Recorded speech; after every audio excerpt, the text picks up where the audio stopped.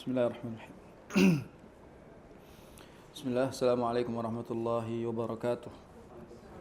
Alhamdulillahilladzi atqana bihikmatihi ma fatara wa bana wa syara'a asy-syara'i'a rahmatan wa hikmatan tariqan wa sunana wa amarna bi ta'atihi la li hajatihi bal lana yaghfiru adh-dhunuba likulli man taba ila rabbih wa dana wa yajzilul 'ataya liman kana muhsina والذين جاهدوا فينا لنهدينهم سبلنا أحمده على فضائله سرا وعلنا وأشهد أن لا إله إلا الله وحده لا شريك له شهادة أرجو بها الفوز بدار النعيم وآلهنا وأشهد أن محمدا عبده ورسوله الذي رفعه فوق السماوات فدنا صلى الله عليه وعلى صاحبه أبي بكر القائم بالعبادة راضيا بالعنا الذي شرفه الله بقوله إذ يقول لصاحبه لا تحزن إن الله معنا. Masya Allah, itu muqaddimah yang disebutkan oleh Syekh Al-Utsaimin rahimahullah ta'ala. Ini muqaddimah yang sangat indah. Dan kalau kita faham maknanya, di sini beliau menjelaskan bahwasanya syariat Allah Subhanahu wa taala itu merupakan syariat yang penuh dengan rahmat dan hikmah dan petunjuk yang sangat jelas. Sebagaimana juga yang disampaikan oleh Rasul sallallahu alaihi wasallam dengan sangat gamblang, dan juga para sahabat Nabi radhiyallahu anhum ajma'in. Allahumma la ilma lana illa ma 'allamtana fa'allimna ma yanfa'una wa zidna ilma warzuqna fahma. Ya Allah, sungguhnya kami tidak mengetahui ilmu apapun kecuali apa yang Kau ajarkan kepada kami, maka ajarkanlah kami ilmu yang bermanfaat, mudahkanlah kami untuk menambahkannya dan mengamalkannya, dan semoga Allah Subhanahu wa taala mengistiqomahkan kita di atasnya. Amin ya rabbal alamin. Insyaallah kita akan lanjut pembahasan Zadus Shaimin min kitab Majalis Syahri Ramadan lil Utsaimin rahimahullah taala, yaitu bekal bagi kita yang akan berpuasa. Yang namanya bekal dipersiapkan sebelum, ya, bukan pada saat. Ya, makanya ketika kita tahu Ramadan akan panjang perjalanannya bagi kita yang bodoh ilmu ini, maka persiapkan dari hari-hari ini menjelang bulan Ramadan. Insyaallah kita akan membahas tentang aqsamin nasi fis siyam, beberapa golongan-golongan orang, kategori-kategori orang dalam hal berpuasa. Jadi kategori-kategori ini dibagikan untuk menjelaskan kepada kita siapa yang diwajibkan, siapa yang mendapatkan uzur, ya, dari kewajiban tersebut. Jadi golongan itu ada golongan siapa yang diwajibkan berpuasa dan dia wajib berpuasa, atau dia yang boleh mendapatkan keringanan. Lalu apa konsekuensinya? Apakah qadha atau fidyah? Karena konsekuensi tidak menjalankan kewajiban Ramadan itu ada dua. Ya, kalau misalnya dia mengerjakan dengan uzur, ya bisa kena fidyah atau bisa kena qadha. Atau ada konsekuensi lain bagi orang yang mengetahui kewajibannya namun sengaja meninggalkannya, maka konsekuensi dia adalah azab Allah Subhanahu wa taala. Ya, maka orang yang sengaja meninggalkan puasa Ramadan padahal dia kuat, dia mampu. Nah, ini kan harus dibahas bagaimana golongan-golongan tersebut berada. Kita ini sebenarnya masuk golongan yang mana? Yang diwajibkankah atau mendapatkan uzur atau yang lainnya? Maka fi aqsamin nasi fis siyam, ya, tema majelis kita hari ini adalah tentang golongan-golongan orang yang berpuasa. Nah, di sini sebelumnya disebutkan golongan yang pertama, yaitu golongan yang wajib berpuasa. Nah, bisa disimpulkan juga syarat wajib berpuasa.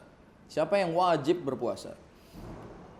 Siapa mereka? Al-muslimul balighul aqilul muqimul qadirus salimu minal mawani'.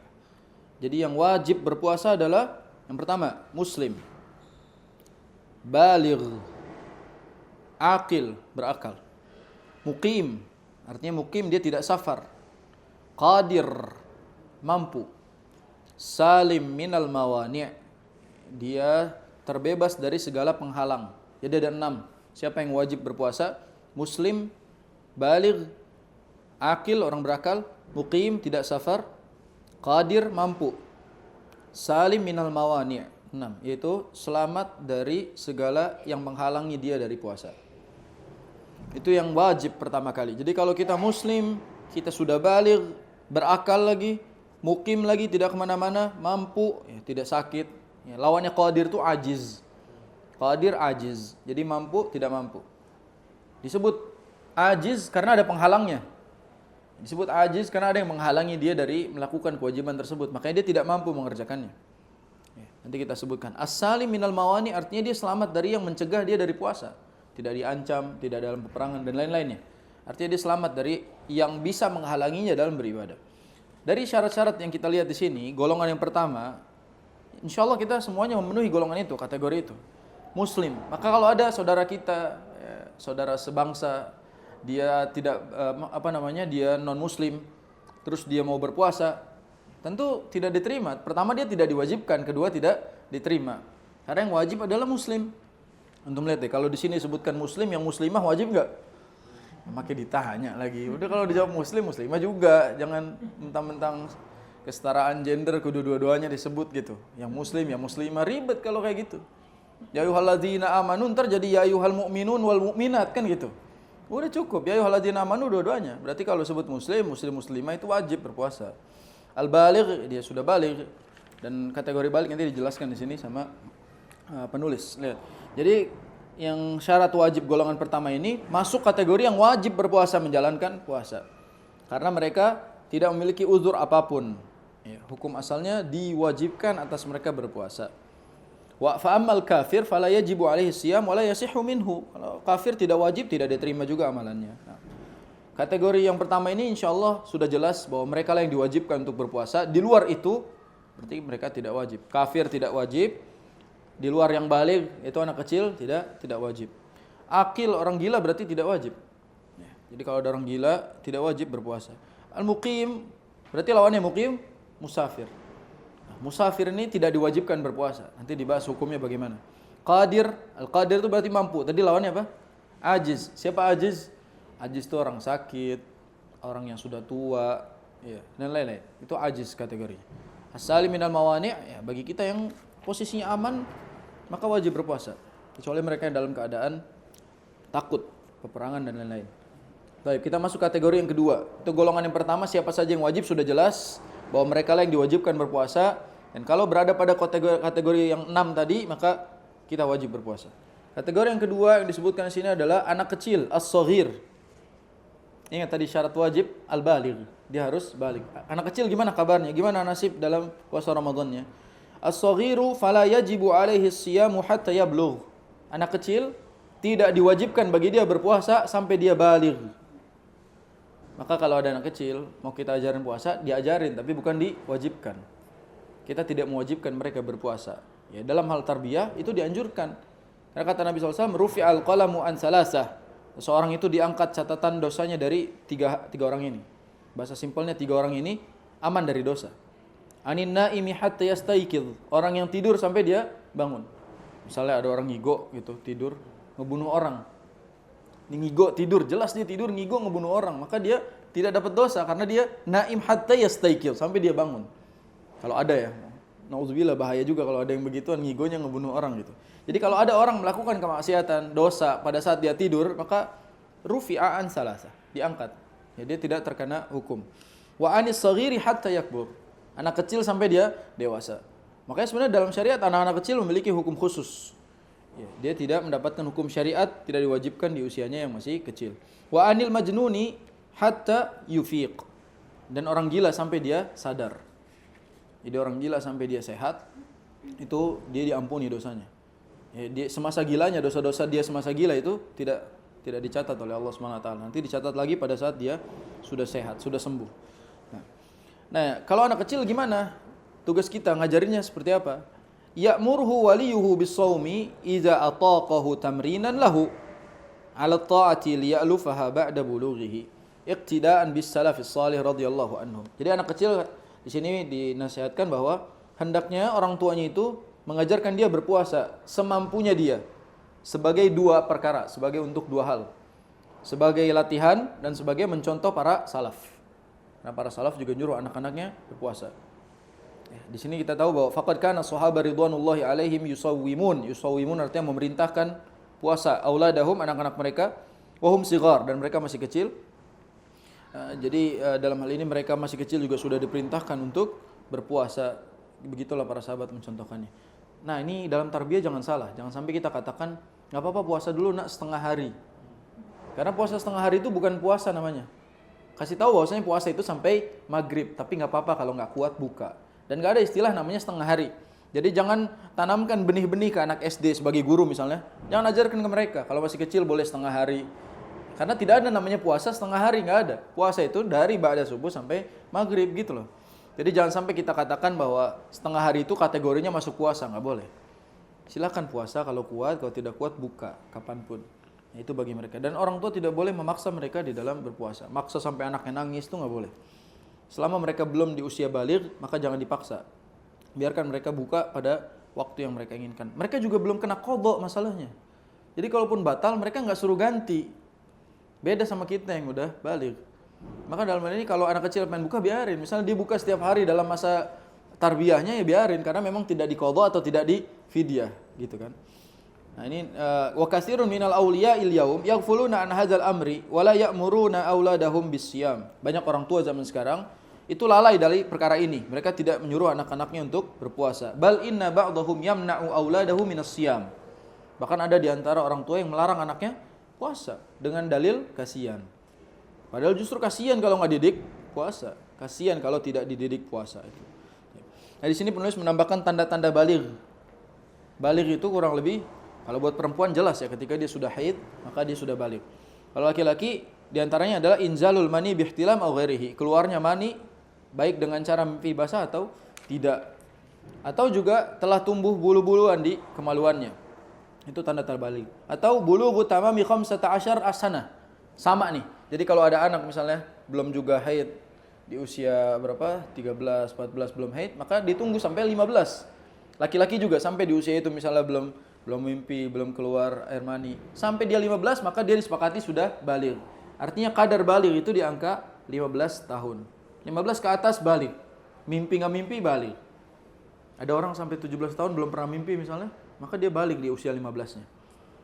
Dia dikatakan baligh dari 15. Maka batas maksimalnya di angka 15. Sehingga kita harus tahu usia 15 adalah usia perpindahan dari masa sebelum baligh menuju balighnya seorang anak. Nah, golongan ketiga sekarang. Tapi sebelum itu, afwan. Di sini disebutkan nih, ini faedah penting. Wa idza hasala al-bulughu asna'a nahari Ramadan, fa in kana man balagha sha'iman atamma shaumahu wa la syai'a alayh. Wa in kana muftiran lazimahu imsaku baqiyati yaumi, li'annahu shara min ahli al-wujub wa la yalzamuhu qada'uhu, li'annahu lam yakun min ahli al-wujub hina wujubil imsak. Ini faedah. Anak kecil nih, usianya misalnya 12 tahun. Dia lagi puasa, tapi puasanya puasa tarbiyah nih. Puasanya diajarin. Dia kan belum baligh, belum diwajibkan. Dia puasa di usia itu. Tiba-tiba siang hari dia tidur, mimpi basah. Misalnya dia mimpi basah di tengah hari, jam 1 misalnya, mimpi basah. Apa yang harus dia lakukan? Lanjutkan puasanya atau seperti apa? Kalau dia lagi puasa, lanjutkan puasanya. Karena mimpi basah atau keluar air mani di siang hari tanpa sengaja itu tidak membatalkan puasa, namun harus tetap mandi. Jadi si anak ini kalau lagi puasa berarti dia terusin puasanya sampai maghrib. Kalau nih anak yang belum baligh ini tiba-tiba balik di tengah-tengah dalam keadaan tidak puasa, contohlah dia misalnya mimpinya jam 2 siang, dia nggak puasa nih, maka dari jam 2 sampai maghrib dia wajib menahan dirinya dari makanan di depan orang puasa, al-imsak. Dia nggak boleh makan di depan orang puasa. Artinya apa? Dia harus ikutan puasa walaupun dia nggak puasa sebenarnya. Jadi nahan diri aja, kayak di depan teman-temannya nggak boleh makan, di luar nggak boleh ini. Itu makna al-imsak di situ. Ini faedah yang luar biasa. Ketika anak ini tidak puasa, maka dia harus menahan dirinya sampai datang maghrib. Ini pelajaran. Kalau misalnya kejadian itu terjadi, kita tahu jawabannya. Kalau lagi puasa terusin puasanya, kalau tidak maka dia harus menahan karena dia sudah masuk ahlil wujub, orang yang diwajibkan berpuasa. Kalau sengaja maka dapat dosa dia. Tapi apakah diqadha hari tersebut? Ini pertanyaannya nih. Misalnya 12 Ramadan. Dia kan enggak puasa 12 hari tuh. Termasuk di hari ke-12 pas dia mimpi itu. Kira-kira suruh qadha atau enggak? Yang diqadha adalah hari besoknya kalau dia enggak puasa. Jadi tanggal 12 yang dia enggak puasa sampai tanggal 1 sebelumnya itu enggak diqadha. Tapi kalau tanggal 13 dia masih enggak puasa padahal udah jatuh baligh, maka baru wajib qadha bagi dia. Yang jelas ini keadaan anak kecil yang harus kita pahami. Golongan yang ketiga sekarang, orang gila, al-majnun. Orang gila. Wa huwa faqidul aql. Orang gila itu orang yang kehilangan akal. Makanya faqidul aql itu sebenarnya enggak mesti sakit jiwa kan? Ada yang minum khamar sakit jiwa juga, itu kehilangan akal juga termasuk faqidul aql. Fala yajibu alaihi siyam. Orang gila tidak diwajibkan berpuasa atasnya. Lima sabaqa min qaulin Nabi, hadis yang tadi kita baca, rufi al-qalamu an salasa, yaitu termasuk golongan orang gila sampai dia sadar. Wala yasihu minhu siyam. Kalau dia puasa juga puasanya tidak sah. li'annahu laisa lahu aqlun yaqilu bihil ibadah wa yanwiha, karena dia tidak punya akal, tidak punya niat untuk berpuasa, tidak termasuk lah. Jadi orang gila itu tidak diwajibkan puasa dan dia tidak harus berpuasa. Pertanyaannya, kalau tiba-tiba sadar gimana? Fa in kana yujannu ahyanan wa yufiqu ahyanan. Kalau ada orang, kan ada ya orang tuh gilanya setengah-setengah. Beberapa hari kadang gila, beberapa hari sehat. Ada seperti itu ya golongannya. Kadang dia memang kalau lagi kambuh gila. Tapi kalau lagi ini balik lagi normal lagi. Ada kan orang seperti itu. Bagaimana hukumnya? Ya, lazimahu siyamu fi hali ifaqatihi duna hali jununihi. Maka dia wajib puasa pada saat dia lagi sadar. Tapi pas lagi kambuh, ya udah dia nggak wajib puasa lagi gitu. Jadi pas lagi sehat, ya dia suruh puasa, dia wajib puasa hukumnya. Tapi ketika lagi junun, lagi gila lagi, ya balik lagi dia harus bukan kemauan dia tentang itu. Nah, wa ala hadza fala yalzam qada'ul yaumil ladzi hasala fihi al-junun. Nah, ini kaidahnya gimana orang puasa misalnya sadar. Atau ini orang gila nih dari 1 Ramadan. Tiba-tiba 16 Ramadan sadar, sehat. Nah, habis itu kan dia wajib puasa tuh tanggal 17 dan seterusnya. Yang sebelumnya apakah diqadha? Jawabannya tidak. Sama seperti anak kecil tadi. Karena dia diampuni. Jadi sebelumnya itu tidak perlu diqadha. Yang berikutnya kalau dia batal baru diqadha. Nah, jelas insyaallah tentang orang gila ya. Sekarang golongan yang keempat, yaitu lansia. Jadi ini golongan pertama kan yang wajib tadi. Yang kedua anak kecil. Yang ketiga orang gila. Yang keempat lansia. Al-harimul ladzi balaghal hadayan wa saqata tamyizuhu fala yajibu alaihi siyam. Lansia di sini maksud adalah yang sudah pikun. Yang sudah pikun. Jadi kalau sudah pikun, sudah lupa dan dia seperti keadaan anak kecil lagi, maka dia sudah masuk lansia yang tidak diwajibkan lagi berpuasa. Fala yajibu alaihi siyam walal it'amu anhu li suqutit taklif. Kalau sudah seperti ini sebenarnya sudah tidak lagi diwajibkan karena dia kembali seperti orang yang belum baligh. Di usia berapa ya kira-kira seperti ini? 80-an udah belum? Kadang beda-beda, 90 sampai 100 sudah belum ya? Jadi kalau misalnya udah ada di usia dia benar-benar kembali lagi kayak kanak-kanakan, maka di usia itu dia udah sama kayak anak-anak yang belum baligh. Ya udah, selamat dari syariat wajib. Maka dia tidak diwajibkan untuk berpuasa. Bahkan di sini disebutkan walal it'am anhu, tidak bayar fidyah juga. Disuquti taklif karena taklifnya jatuh, sama seperti anak kecil tadi, enggak perlu fidyah, enggak perlu qadha. Ya, bizawali tamyizihi fa asbahu shabi, kayak anak kecil qabla tamyiz. Fa in kana yumayyizuhu ahyanan wa yahdi ahyanan wajaba alaihi shaum fi hali tamyizihi duna hali hadayanihi. Nah, kalau misalnya pikunnya kadang-kadang pikun, kadang-kadang normal kayak biasa, maka saat normal dia tetap diwajibkan puasa. Tapi kalau pikun ya sudah. Banyak orang jamaah itu nanya, "Ustaz, orang tua saya sudah pikun. Salat itu kadang-kadang kalau ingat aja dia salat, kalau tidak maka dia pikun, dia enggak tahu dia harus ngapain." Maka itu enggak ada masalah. Karena dia ada di usia yang diampuni oleh Allah Subhanahu wa taala. Salat kayak puasa. Di sini penulis bilang was-shalah kas-shaum. La talzamuhu hala hadayanihi wa talzamuhu hala tamyizihi. Jadi kaidah puasa ini kayak salat gitu. Sama aja. Jadi kalau misalnya mereka lagi lupa, lagi pikun segala macam, ya sudah diampuni oleh Allah Subhanahu wa taala. Kalau ingat diingatkan. Nah, itu kaidah bagi orang tua yang ini bukan sembarang lansia ya. Jadi bukan serta-merta orang yang di atas 60-an disebut lansia, bukan, tapi di usia yang memang sudah sampai ranah kekanak-kanakan lagi. Jadi balik lagi ke asfala safilin. Kembali lagi ke keadaan kanak-kanak. Itu golongan yang keempat. Jadi apa golongan keempat tadi kesimpulannya? Tidak ada qadha bagi dia dan tidak ada fidyah bagi dia karena dia tidak lagi diwajibkan berpuasa. Kayak anak kecil tadi di awal. Itu keadaannya. Yang kelima, golongan kelima, ini al-ajiz, lawannya al-qadir. Kalau tadi kan nomor 1 yang wajib adalah al-qadir, ini lawannya al-ajiz, yang tidak mampu. Siapa mereka? Al-ajizu anis siyami ajzan mustamirran, orang yang tidak mampu secara berkelanjutan. La yurjazawa luhu. Tidak bisa diprediksi kapan hilangnya ketidakmampuannya ini. Seperti al-kabir. Nah, ini baru kabir. Kabir itu berarti orang yang sudah tua. Ya, beda sama lansia tadi di golongan di atasnya. Orang yang sudah masuk usia tua. Wal marid, maradhan la yurja bur'uhu. Atau orang sakit yang tidak bisa diprediksi kapan sehatnya. Jadi orang yang sudah tua atau orang yang punya penyakit dan dia tidak tahu soal kesembuhannya. Kasahibis saratan, seperti saratan. Saratan itu apa? Kanker ya. Nasallallahu alaihi. Seperti orang kanker misalnya, apalagi stadiumnya naik terus, maka puasa itu tidak diwajibkan bagi dia. fala yajibu alaihi siyam, maka tidak diwajibkan bagi si golongan yang ajiz ini, tidak mampu. Dan ajiz ada dua, karena tua atau sakit. Jadi yang disebut tidak mampu adalah tua dan sakit. Li'annahu la yastati'uhu, karena dia tidak mampu mengerjakannya. Allah berfirman, fattaqullaha mastata'tum, bertakwalah kepada Allah sesuai kemampuan kalian. Wa qala la yukallifullahu nafsan illa wus'aha, sungguhnya tidak dibebani, seseorang itu tidak dibebani kecuali sesuai dengan kesanggupannya. Lakin yajibu alaihi an yut'ima badal as-siyam an kulli yaumin miskina. Tapi golongan ini, golongan yang tidak mampu ini wajib bayar fidyah. Dia tidak wajib puasa namun wajib bayar fidyah. Beda ya sama lansia yang tadi di golongan yang sebelumnya. Kalau tadi kan tidak diwajibkan, tidak kena qadha, tidak kena fidyah. Karena dia udah lupa, udah pikun, kembali lagi ke kanak-kanak. Kiasnya adalah anak-anak sebelum dia balik. Tapi kalau yang ini orang tua yang masih, apalagi orang tua yang masih sehat tapi memang kadang-kadang nggak kuat aja, atau orang yang sakit dan sakitnya itu berkelanjutan, dia tidak bisa diprediksi sehatnya, maka dia wajib qadha.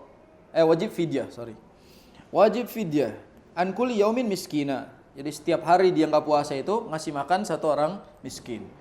Contoh misalnya dia nggak kuat tengah hari, dia batal selama Ramadan 5 hari, berarti dia ngasih 5 orang miskin. Karena satu hari satu orang miskin. Ngasih makan satu orang miskin buat puasa kita 1 hari. Itu kayak gitu kaidahnya. Cuma sekali ya, bukan 3 kali makan. Karena cuma 1 kali kita ngasih makan sudah setara dengan fidyah. Nah ini di sini li'anna Allah subhanahu ja'ala al-it'amu adilan lis-siyam hina kana at-takhiru bainahuma. Pada awal syariat puasa kita waktu itu pernah bahas ada 2 tahap, 2 fase perintah puasa. Yang pertama kan dikasih pilihan mau puasa atau ngasih makan orang. It'am, mau puasa atau it'am. Nah yang seperti ini karena apa? Indal ajaz, karena dia tidak mampu. Makanya ayatnya jelas.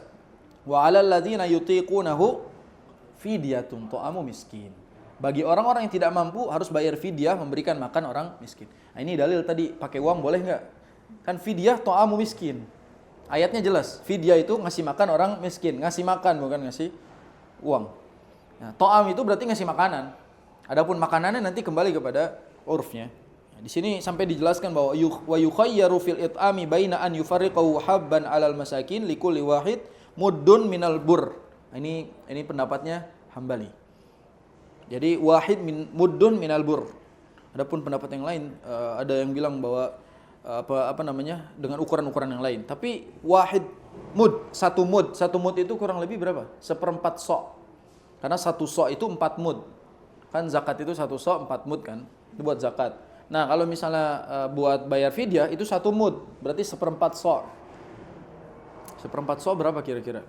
Kalau tadi saya coba ngitung-ngitung, 1 mud itu 6 sampai 7 ons. Atau 1 sok itu 2,5 kilo kan buat zakat, maka coba bagi 4 deh. 2,5 kilo bagi 4 berapa? Ngitung deh tuh. Nah, itu bayar 6,25. Nah, setara itu berarti 6 sampai 7 ya. Berarti setara itu buat bayar fidyah dalam ukuran kadarnya. Namun semua dikembalikan kepada yang yuslih to'aman, yang bagus buat digunakan buat makan. Artinya kalau dikembalikan kepada urf, keadaan bagaimana kehidupan kita, itu ngasih 1 porsi makanan sudah bisa bayar fidyah. Dan porsi makanan dikembalikan sama kadar makan kita setiap hari. Itu para ulama menyebutnya secara ketat. Kalau antum setiap hari makannya makanan mahal, maka porsi makanannya sesuai dengan makanan kita rata-rata setiap harinya. Tapi kalau kita misalnya biasa makan ya rata-rata 10-15 ribu 1 porsi, maka segitu yang dikasih buat fidyah. Jangan terlalu timbang jauh. Kita biasa makan sehari 100 ribu per porsi, ngasih makan fidyah 10 ribu, 20 ribu. Ini kan jauh. Kalau kita biasa makan 100 ribu sekali makan seporsi, setiap hari loh ya, bukan cuma sesekali. Beda sama kita yang seminggu sekali makan itu, tapi setiap harinya dia porsi makannya memang 100 ribu, maka fidyahnya juga harus disesuaikan sama kadar itu. Ya, maka kita katakan 1 porsi makanan buat orang miskin sudah termasuk fidyah. Nah, yang harus saya jelaskan di sini adalah, misal ada contoh gini, kita batal dalam Ramadan 5 hari, berarti 5 orang miskin. 5 orang miskin. Dapat 1. Boleh juga 1 orang miskin kita kasih makan 5 hari. Jadi 1 orang miskin 1, si A nih, kasih 5 hari. Senin, Selasa, Rabu, Kamis, Jumat kita kasih 1. Setara 5 juga. Yang penting 5, boleh 5 orang atau 1 orang tapi 5 kali. Nah, itu tata cara membayar fidyah yang disyariatkan. Wallahu a'lam bishawab. Baik. Lanjut ke golongan yang ke berapa tadi? Tadi udah 5 ya. Sekarang 6 berarti. Sekarang golongan yang ke-6 yaitu musafir. Lawannya apa tadi? Mukim. Dan definisi musafir di sini adalah ya, musafir yang sesuai dengan standarisasi safar. Apa standarisasi safar? Satu, safarnya bukan untuk maksiat atau hal-hal yang berbau jalan-jalan. Ini beda nih, hati-hati soal jalan-jalan itu safar nggak termasuk itu. Apalagi menonton konser Bruno Mars, nggak termasuk itu. Ada orang masya Allah muslim sekali, dia safar buat nonton Bruno Mars di Thailand. Dikosor sama dia perjalanan sedap gitu kan. Udah safarnya buat maksiat, dikosor pula. Standarisasi safar itu yang pertama, safarnya bukan untuk maksiat atau melalaikan, nggak boleh. Tapi kalau untuk hal-hal yang lain, bisnis, keluarga dan lain-lain, itu mubah, boleh. Nah, yang kedua, jarak safar. Sebagaimana jarak safar itu minimal 80-an ke atas. Sehingga 80 km ke atas baru safar. Atau urf. Baik misalnya cuma 75 km tapi urf dikatakan sudah safar, maka safar. Contoh dari Jakarta Puncak sebenarnya nggak safar loh jaraknya. Tapi kalau urf mengatakan Jakarta Puncak itu jauh, safar, maka dia termasuk kategori safar. Sekarang sini Puncak itu berapa kilo? Nggak nyampe kayak 80 kilo. Ya kan 60-an ya? 60-an, 70-an nyampe nggak? Nggak nyampe 80 loh. Kalau dari sini. Coba deh hitung aja pakai maps dari sekarang. Puncaknya mana dulu nih? Nah, puncaknya mana dulu? Tapi kalau misalnya dari sini sampai sebutlah ke Taman Safari misalnya. Berapa kilo? Nggak nyampe kan? Tapi orang nganggapnya ke puncak itu safar. Urf. Nah, ini berarti dia bisa jatuh safar selama memang safarnya dia untuk hal-hal yang tidak maksiat dan tidak mengandung malaikat.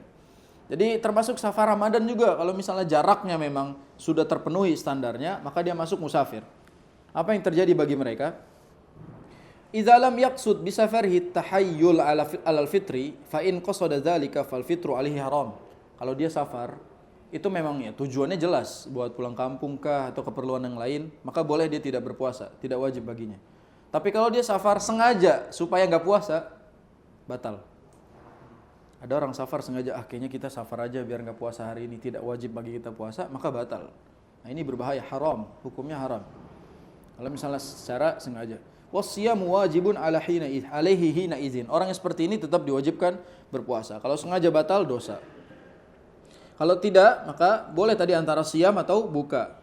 Sawa'un talat muddatu safarihi am qassurat. Baik safarnya itu panjang atau pendek. Kan ada orang yang bilang katanya safar 4 hari, 3 hari nggak termasuk safar. Termasuk, mau dia pendek, mau dia panjang termasuk safar. Karena yang dilihat bukan harinya tapi jarak. Itu yang harus kita ketahui. Wa sawa'un kana safaruhu tari'an li gharadin am mustamirran. Baik safarnya ada keperluan sebentar atau memang berkelanjutan kayak mudik. Mudik kan mustamir, dia panjang. Kasaiqit ta'irati wa sayyaratil ujrah. Seperti misalnya pilot. Pilot kan safar mulu tuh. Itu kan sebentar kan? Maka dia termasuk musafir dengan keperluan itu. Atau supir misalnya, kan supir juga safar. Walaupun dia memang satu tempat pergi lagi, tetap dihitung safar. Li umumi qaulihi ta'ala, karena berdasarkan keumuman dalil, wa man kana maridan aw ala safarin fa iddatun min ayyamin ukhar. Barang siapa yang sakit, tentu sakitnya yang tadi sudah kita jelaskan, yaitu sakit yang tidak bisa diprediksi kesembuhannya. Aw ala safarin, atau dia berada dalam safar, fa'iddatun min ayyamin ukhar, maka dia harus menggantinya di hari yang lain. Yuridullahu bikumul yusra wa la yuridu bikumul usra. Hukum asalnya adalah karena Allah menginginkan kemudahan, Allah tidak ingin kita kesulitan. Artinya ini semua keringanan dari Allah Subhanahu wa taala. Ada dalil nih dari Anas bin Malik. Kunna nusafiru ma'an Nabi sallallahu alaihi wasallam, falam ya'ibis shaimu 'alal muftiri walal muftiru 'alas shaim. Jadi pada saat itu Anas bin Malik safar bersama Rasul dan para sahabat lainnya. Di tengah safar ada yang buka, ada yang masih nahan puasanya. Tapi yang puasa tidak menjelek-jelekan yang buka. Jadi yang safar nggak ngeledek, ya lemah, masa buka gini aja puasa, gini aja buka. Nggak kayak gitu. Jadi yang puasa tidak menjatuhkan yang buka, yang buka tidak ngeledek yang puasa. Itu makna lam ya'ibi. Jadi sama-sama, ya udah musafir boleh. Kalau misalnya tidak kuat maka buka, kalau misalnya masih kuat boleh. Walaupun ada dari dalil Nabi SAW bahwa kalau masih mampu teruskan Ada juga dalil bahwa tidak ada kebaikan pada puasanya orang yang safar. Nih kata Nabi SAW, laisa minal birri as-siyamu fis safar. Tidak ada kebaikan bagi puasa orang yang safar. Karena kan mudarat gitu. Kalau dulu anak pernah lihat secara langsung tuh, orang di perjalanan itu sampai jatuh motornya gara-gara lemes dia. Kecelakaan gara-gara lemes puasa. Lagi safar, harusnya kan dia buka aja biar perjalanannya aman, selamat karena dia enggak puasa. Wal afdalu lil musafiri fi'lul ashal alaihi minas siyam wal fitr. Fa in tasawaya fasaumu afdal. Nah, kedudukan musafir lihat.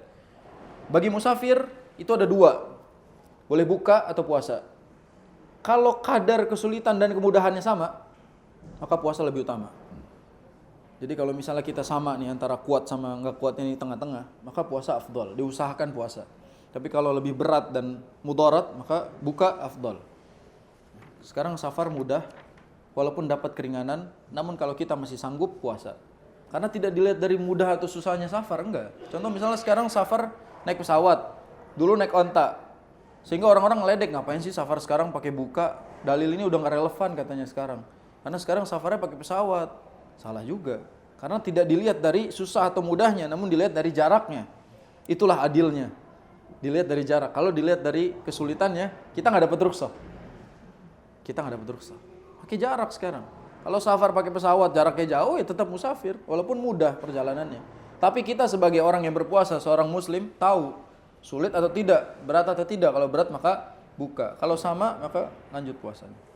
Nah, itu kaidah bagi yang musafir, kita tidak perlu melanjutkan. Intinya Nabi SAW itu dan para sahabatnya ada beberapa keadaan mereka buka semuanya pada satu safar. Ada beberapa keadaan yang satu sebagian buka, yang sebagian tidak. Walaupun Nabi secara tegas tadi bilang, laisa minal birri as-siyamu fis safar, tidak ada kebagian bagi puasa orang yang safar. Maksudnya adalah kalau dia maksain itu tidak ada kebagian, tidak ada kebaikan maksudnya. Tapi kalau nggak maksain nggak apa-apa. Contoh misalnya kita safar ke Jogja naik motor, safar bulan puasa ke Jogja naik motor. Berarti kan kemungkinan di jalannya panjang tuh, mudaratnya juga banyak. Maka berbuka lebih utama daripada memaksain puasa. Nah ketika maksa, laisa minal bir, maka nggak ada kebaikan, gitu maksudnya. Karena dari kita memaksa aja udah salah, kita udah maksain aja udah keliru. Nah itu yang harus kita ketahui. Tapi yang faedah yang harus disampaikan adalah tentang wa idza qadimal musafiru ila baladihi fi nahari ramadan muftiran lam yasihha shaumuhu dzalikal yaum. Ini pembahasan tentang misalnya kita safar, ternyata nyampe ke lokasi itu masih belum maghrib, masih siang misalnya. Maka di hari itu seharusnya kita berpuasa, cuma kita sengaja berbuka. Nah, ini yang tidak sah.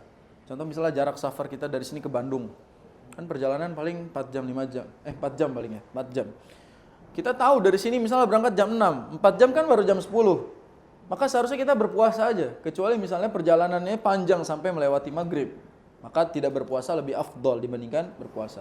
Tapi kalau jaraknya walaupun jauh tapi waktu durasinya itu masih kuat untuk berpuasa, maka puasa lebih afdol. Para ulama beda pendapat tentang kalau dia memang nggak puasa, apakah dia harus imsak atau tidak. Tadi saya udah jelasin makna imsak apa. Dia menahan di depan orang puasa, nggak coba makan, atau dia bercoba untuk tidak sengaja makan. Jadi para ulama berbeda pendapat, apakah orang yang safar ini ketika sudah sampai harus imsak atau tidak. Kalau misalnya harus imsak, maka ya itu hukum asalnya, dia harus menahan diri tidak makan di depan orang yang puasa. Ada sebagian lain nggak apa-apa karena dia udah batal, maka dia boleh bebas, tidak perlu imsak. Ya, kalau anak condong ke pendapat yang harus imsak ketika kita tidak puasa, maka kita harus tetap menahan diri kita sebagai bentuk menghargai bulan, menghargai kondisi, menghargai orang-orang yang berpuasa, kan gitu. Tidak boleh, termasuk orang yang haid nanti dibahas, mereka juga harus imsak. Nah. Sekarang yang ke-7, golongan yang ke-7 yaitu al-marid, orang yang sakit. Lawan apa marid? Tadi apa? Di awal itu salim minal mawani', dia selamat dari segala yang bisa mencegahnya. Lawannya salim itu marid. Maka sebenarnya hukum asalnya bahasa Arabnya sehat itu bukan bi khair, tapi salim atau sahih. Jadi kalau misalnya tanya kaifa haluka, alhamdulillah ana salim, maksudnya sehat. Alhamdulillah ana sahih wa anta dhaif. ana sahih wa anta dhaif wa anta mawdu'. Nah, jadi kalau salim dan sahih itu maknanya sehat. Sahih itu sehat artinya. Alhamdulillah ana sahih. Alhamdulillah ana salim. Itu maknanya lawannya marid adalah salim atau sahih. Jadi makna di sini marid itu lawannya salim, yaitu orang yang sakit, alladzi yurja buru'uhu maradhihi. Nah, ini sekarang sakitnya beda, sakit yang masih ada prediksi kesembuhannya. Sakit tapi ada kemungkinan sembuhnya itu diketahui, beda kayak penyakit yang tadi disebutkan di awal. Makanya dia masuknya al-ajiz bukan marid. Lihat ini bagaimana penulisan yang sangat luar biasa nih. Tidak dimasuki kategori marid, tapi masuk kategori al-ajiz. Karena ajiz itu dia terhalang, nggak mampu dia buat puasa. Nah, di sini marid terbagi menjadi 3 keadaan. Pertama, an la yashqa alaihi shaum wa la yadurruh. Ini orang sakit, tapi puasa itu tidak akan memberikan dia dampak buruk. Ya, puasanya itu tidak menyulitkan, tidak memudaratkan, maka apa? Fayajibu alaihi shaum. Maka dia harus tetap berpuasa. Contoh sakit misalnya demam, batuk, pusing. Itu penyakit-penyakit yang sekiranya kesembuhannya masih ya insya Allah dalam waktu dekat. Kalau memang tidak memberikan mudarat, maka tetap wajib bagi dia puasa. Boleh jadi dengan puasanya sembuh penyakitnya. Karena misalnya batuk puasa insya Allah lebih baik daripada dia nggak puasa. Malah nanti bisa lebih parah dengan makanan-makanan yang asal-asalan yang dia makan, minuman yang dia asal-asalan misalnya. Keadaan yang kedua adalah an yasyqa alaihi shaum wa la yadurruh. Puasa berat bagi dia, tapi enggak memudaratkan. Jadi kadarnya itu gini, mudarat sama berat. Berat, mudarat. Kalau tadi yang di awal enggak berat, enggak mudarat. Nah, berarti dia tetap wajib. Sekarang berat tapi enggak mudarat. Berat tapi enggak mudarat. Sekarang tanya saya, puasa berat enggak? Ya kan kita juga berat. Nah, kita nih sebenarnya masuk kaidah yang sebenarnya puasa itu dapat berat, tapi tidak memudaratkan. Nah, ini orang sakitnya dia sebenarnya kalau puasa berat buat dia, tapi tidak memberikan mudarat. Apa langkahnya? Fayuftir, maka dia buka. Orang seperti ini dia harus buka. Meskipun enggak mudarat buat dia, tapi buka lebih utama. Wa man kana maridan, kembali ke kata asal, maridan faidatun min ayyamin ukhar. Wa yukrahu lahu shaum ma'al masyaqqah. Justru makruh kalau dia maksain puasa. Contoh sakit misalnya, dia sakitnya itu yang sebenarnya menurut dokter ini dia nggak boleh puasa, tapi dia bilang saya bisa puasa sebenarnya. Nah makanya ini makruh bagi dia. Dia harus ngikut diagnosa dokter, perintah dari dokter. Dia harus buka. Karena yukrah lahu shaum ma'al masyaqqah. Dimakruhkan puasa dengan dipaksa atau berat bagi dia. Li'annahu khurujun an rukhsatillahi ta'ala wa ta'dzibun li nafsi. Ini termasuk keluar dari rukhsah dan menyiksa dirinya sendiri. Walaupun ngambil rukhsah itu hukum asalnya dicintai oleh Allah. Jadi kalau kita pengen ngambil rukhsah itu Allah senang. Lihat hadis ini. Innallaha yuhibbu an tu'ta rukhasahu kama yukrahu an tu'ta ma'siyatuhu. Sesungguhnya Allah itu suka kalau rukhsahnya diambil, sebagaimana Allah enggak suka kemaksiatannya dilakukan. Jadi kalau lagi safar tuh jangan bilang sekarang masjid di mana-mana. Gampang sholat ini, gampang ini, enggak perlu jamak qashar. Padahal itu kita mengambil rukhsah. Mengambil keringanan itu jauh lebih afdal dibandingkan kita justru menolak rukhsah itu. Karena rukhsah ini bukan soal gampang susah, ini soal kita mengambil keringanan dari Allah Subhanahu wa taala. Golongan yang ketiga, mudarat bagi dia. Kalau mudarat pasti berat. Nah, tadi kan kaidahnya berat mudarat. Berat tidak mudarat. Sekarang mudarat pasti berat. Namanya mudarat pasti memberikan berat. Apa hukumnya? Fayajibu alaihil fitr, wajib bagi dia buka. Jadi orang yang penyakitnya memudaratkan maka wajib bagi dia buka. Wala yajuzu lahu shaum, dia enggak boleh puasa. Liqaulihi ta'ala wala taqtulu anfusakum, jangan membunuh diri kalian sendiri, jangan menyiksa diri kalian sendiri. Atau firman Allah wala tulqu biaidikum ila tahlukah, jangan menjerumuskan kepada kebinasaan. Artinya jelas ayat ini menjadi perintah bagi kita jangan terlalu maksain buat ibadah. Inna li nafsika alaika haqqa. Sesungguhnya diri kalian itu butuh hak. Ya, kalau sakit ya rehat saja dulu. Nah, dari ketiga golongan ini, kalaupun mereka buka, maka hukumnya apa? Qadha. Jelas, mereka qadha. Karena ini kategorinya, kalau misalnya dia harus buka, maka diganti di hari yang lain. Kembali ke keumuman dalil, yaitu wa man kana maridhan aw ala safarin. Coba lihat, yang kata ajiz tadi kenapa enggak masuk kadar marid? Karena kalau masuk kategori marid, maka dia harus menggantinya di hari lain. Itulah adilnya Allah Azza wa Jalla. Sehingga orang-orang yang tadi sakitnya kayak kanker, nasallahu alafiyah, mereka nggak masuk kadar marid. Marid terlalu ringan buat mereka. Mereka itu berat itu ujiannya. Makanya kategorinya ajiz bukan marid. Kita harus ketahui istilah-istilah itu. Baik, itu kategori yang ke-7 sakit ya. Kita masuk kategori berikutnya yang ke-8. Loncat ke bab berikutnya, yaitu kategori yang ke-8 adalah wanita haid. Al-haid. Nah, ini kaidah bahasa Arab. Haid itu sifat khusus buat perempuan. Sehingga haid tidak perlu pakai ta' marbutah. Allah, ini orang belajar bahasa Arab itu Masya Allah. Fatimah haidah. Dia ditanya, ma tusibuk? Dia kata si anak, ana haidah ya ustazah. Haidah. Ana haid. Asabani haid atau ana haid cukup. Asabani al-haid. Idan ana haid. Enggak perlu ana haidah. Sama seperti hamil. Hamil itu udah pasti perempuan. Ya, ini kategori yang sudah pasti perempuan, nggak mungkin Muhammad hamil. Kalau Muhammad hamil berarti hamilul haqibah misalnya. Tapi kalau perempuan misalnya Fatimah hamil, jelas. Berarti dia mengandung. Jadi tidak perlu pakai ta' marbutah, jelas ya. Ini kayak bahasa Arab. Fatimah hamilah. Kayak murdi kan menyusui ya. Laki-laki mungkin nggak? Nggak perlu pakai istilah muannas muzakkar karena itu sifat khusus para muannas. Nggak perlu pakai haidah ya. Cukup haid, nggak perlu ta' marbutah di situ. Nah, untuk yang haid apa hukumnya? Haram bagi dia puasa. Jadi orang yang haid tidak wajib, bukan wajib lagi, haram dia. Dia kalau memaksain puasa haram. Wala yasihhu minha, tidak sah puasanya. Karena di antara syarat sah puasa adalah suci ya dari najis, suci dari haid dan nifas afwan. Maka haid itu tidak sah. Sebagaimana sabda Nabi sallallahu alaihi wasallam, ini hadis dari Nabi sallallahu alaihi wasallam yang tidak akan diterima oleh kaum feminisme. Hadis ini tidak akan diterima oleh kaum feminis. Perhatikan hadis ini. Ma ra'aitu min nakisati aqlin wa dinin adhhaba lilubbir rajulil hazim min ihdakun. Ini Nabi mensifati wanita dengan dua sifat. Nakisati aqlin wa din. Kurang agamanya dan kurang akalnya. Kan tadi saya bilang tidak akan diterima oleh kaum feminis. Perempuan itu disebut kurang akal, kurang agama. Para sahabat saat itu tidak terima juga perkataan ini. Dan mereka bertanya, apa yang kau maksud? Wa ma nuqsanu aqlina wa dinina ya Rasulullah.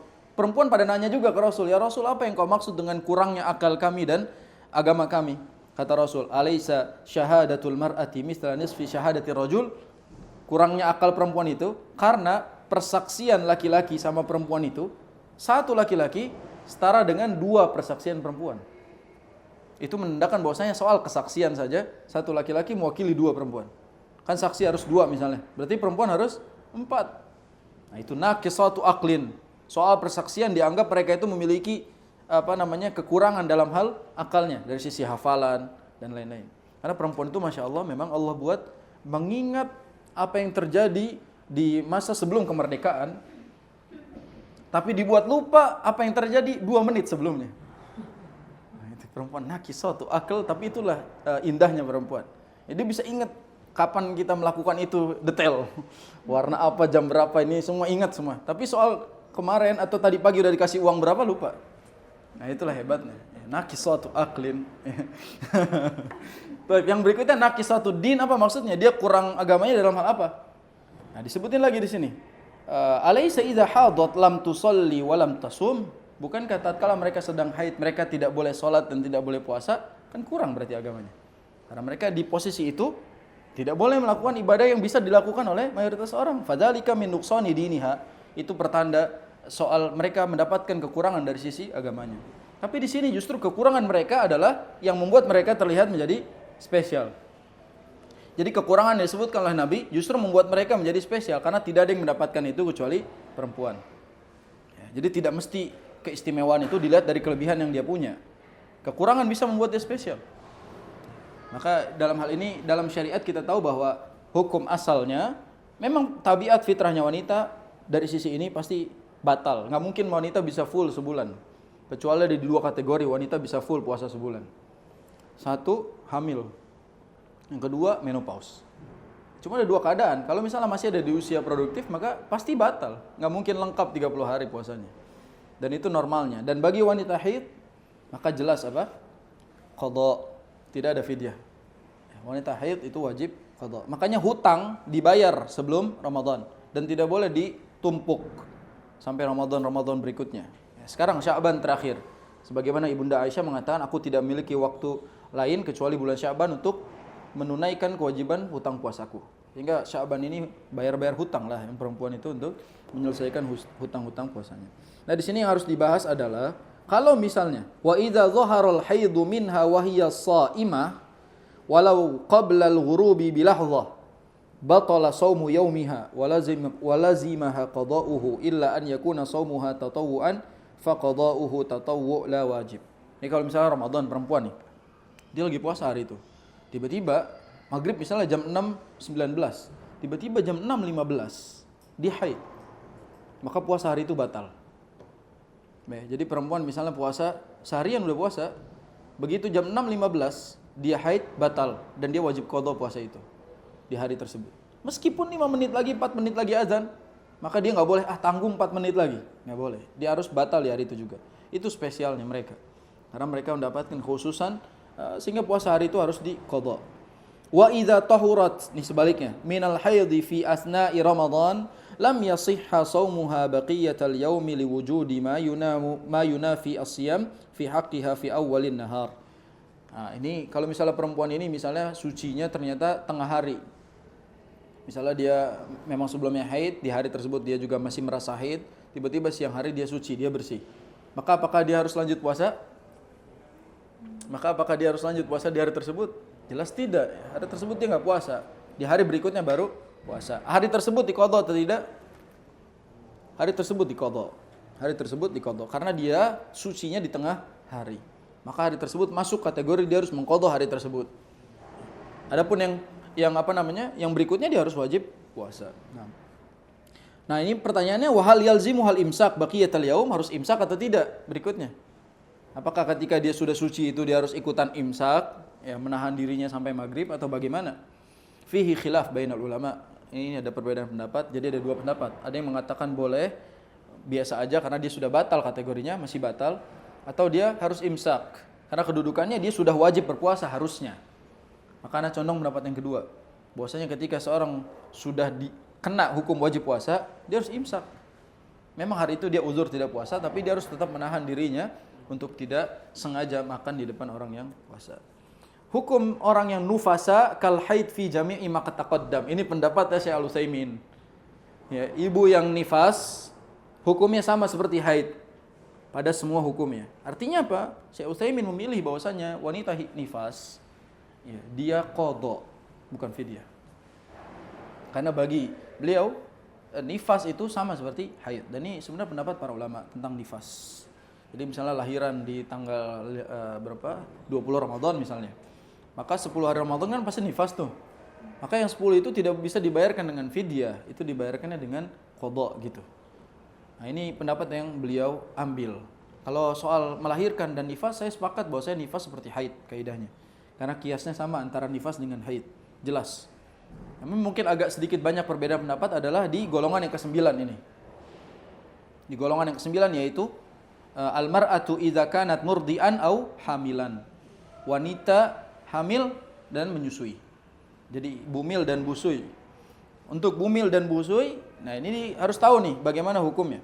Wa khafat ala nafsiha aw ala walad. Jadi ada 2 kategori soal ibu hamil dan ibu menyusui itu. Takut mudarat buat dirinya sama takut mudarat buat anaknya. Anak dikandung atau anak yang sedang disusuinya. Ya. Aw ala walad minas shaimi fa innaha tuftir. Jadi kalau misalnya dia khawatir mudarat buat dirinya dan mudarat buat anaknya, maka dia buka.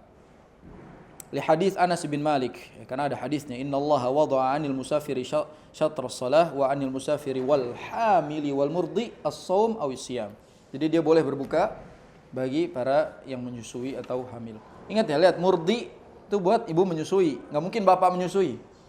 Jadi murdi walaupun enggak ada tak marbutohnya, sekali lagi, ini hukumnya buat perempuan. Hamil juga demikian, enggak mungkin hamilatun, enggak mungkin. Karena dia maksudnya adalah hamil sifatnya perempuan.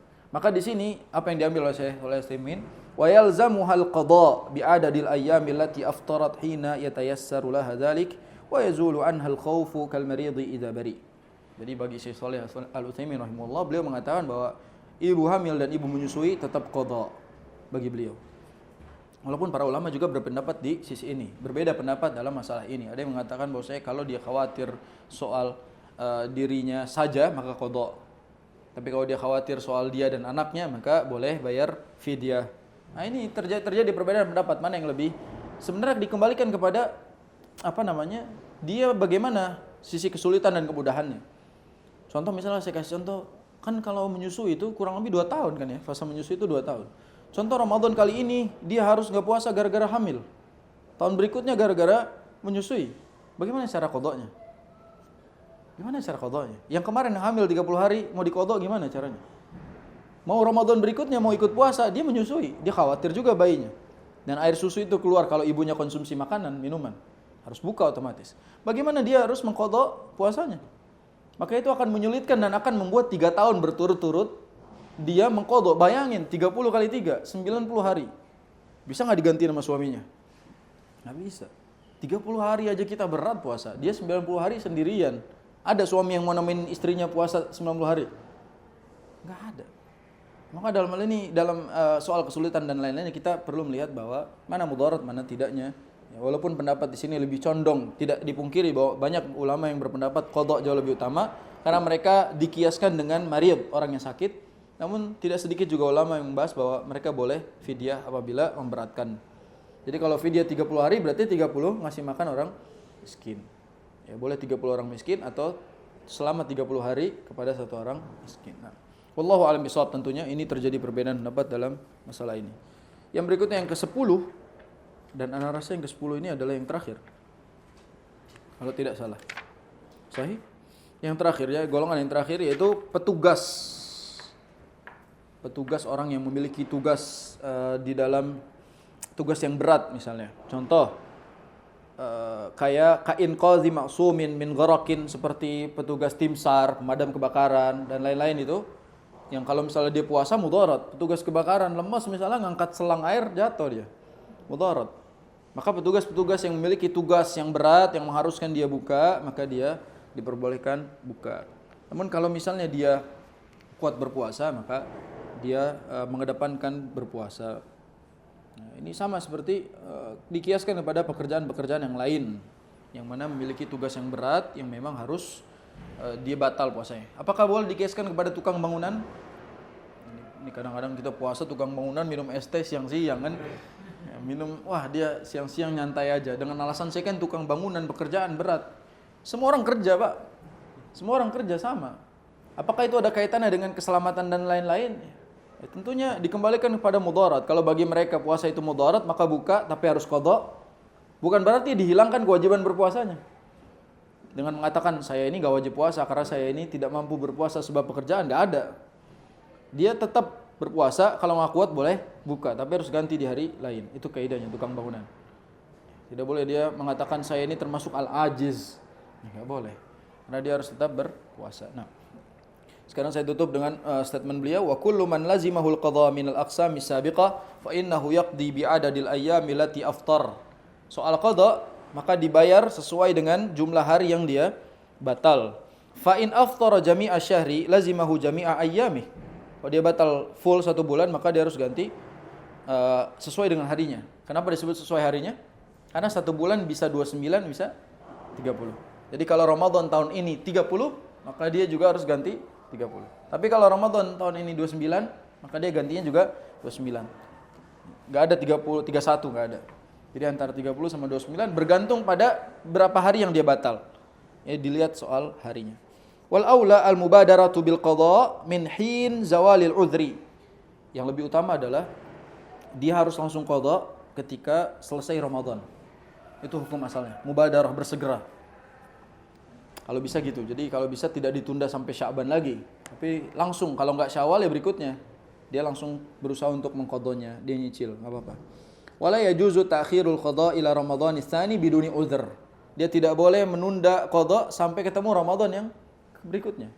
Tidak boleh. Liqauli Aisyah radhiyallahu anha, tadi yang Anda bilang, kana yakunu alayya shaum min Ramadan fama astati'u an aqdiyahu illa fi Sya'ban.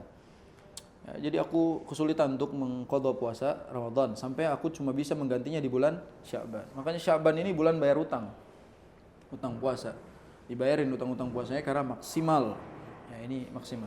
Fa in istamarra bihil udhru hatta mata fala syai'a alaih. Ya, kalau dia misalnya nggak mampu totonya mati, maka fala syai'a lahu. Ya, udah, itu bukan kehendak dia. Lianna Allah Subhanahu aujaba alaihi iddatan min ayyamin ukhar walam yatamakkan minha fasaqatat anhu. Jadi kalau udah mati sudah selesai. Tapi ada pendapat tentang hadis Nabi SAW ini. Man mata wa alaihi siyam shoma anhu waliyuh. Barang siapa yang mati dalam keadaan dia berpuasa, maka shoma anhu waliyuhu, digantikan oleh ahli warisnya puasanya itu. Jadi baik dibayarkan fidyahnya oleh ahli waris atau diqadha puasanya oleh ahli warisnya. Makanya warisan ini jangan pengen duitnya doang. Banyak tanggungannya. Soal puasa, soal lain-lain, banyak. Makanya dalam hal ini kita harus tahu kaidah ini. Nah, di sini dijelaskan nih, penting nih. Wa yajuzu an yasuma anhu jama'atun bi'adadil ayyamil lati alaihi fi yaumin wahid. Jadi boleh diakalin gini. Misalnya 30. Kalau satu orang kan 30 hari berarti kita boleh 30 keluarga kita dikumpulin ahli waris tuh. Puasa satu hari bareng. Itu setara.